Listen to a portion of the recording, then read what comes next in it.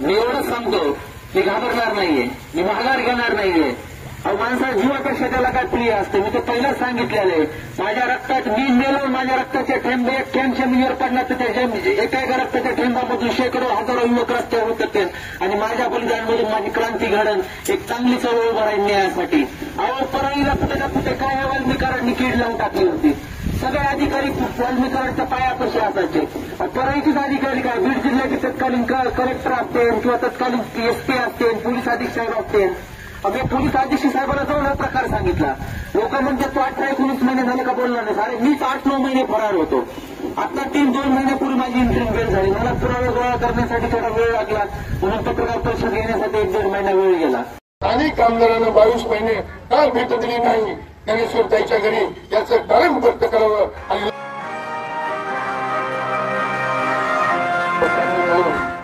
ज्ञानेश्वरताईला न्याय देण्यासाठी, आरोपींना तात्काळ अटक करण्यासाठी, या प्रकरणात एसआयटी नेमून एसआयटी मध्ये परिवाराच्या म्हणण्यावर 2 व्यक्ती घेण्यासाठी आज आपण सर्व या रस्त्यावर रस्ता रोको करत आहेत.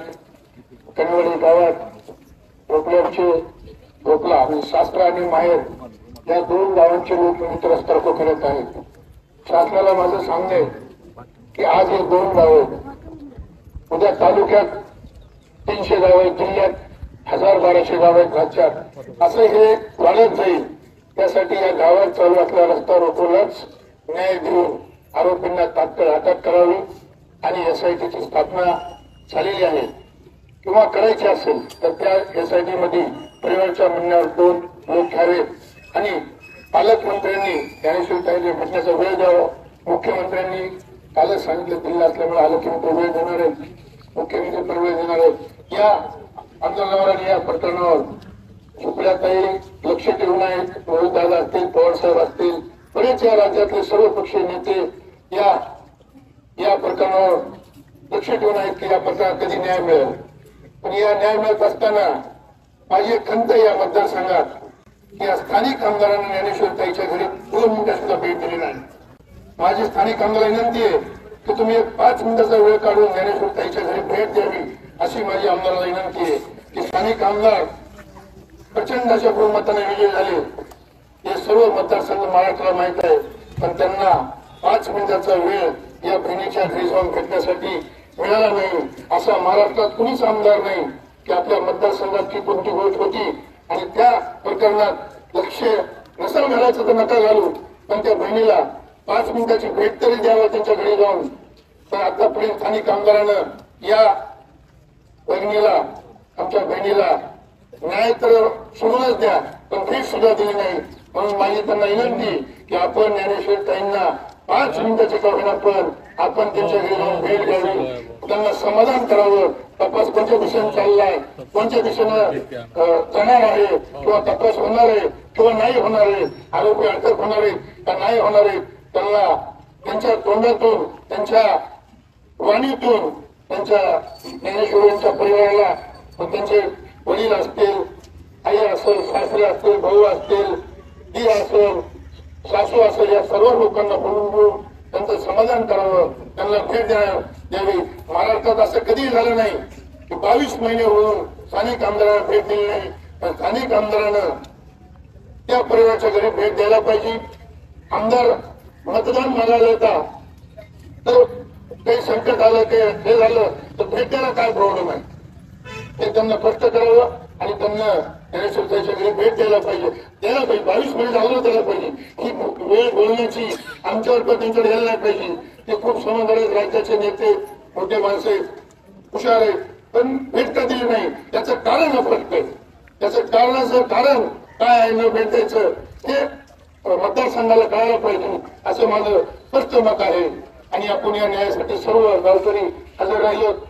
बरेच बसण्याची सोय आमच्या मामानं खाली रोडवर बसण्याची चटई टाकून केलेली आहे आणि बरेच लोक गावातले भोपळ्याचे आजूबाजूला सर्व कुणी छत्र्या घेऊन आहेत पावसात, कुणी असे पत्रकार बंधू, म्हणजे मला सगळे बीड जिल्ह्याची पोलीस आणि पत्रकार या गावातच आज दिसत आहेत.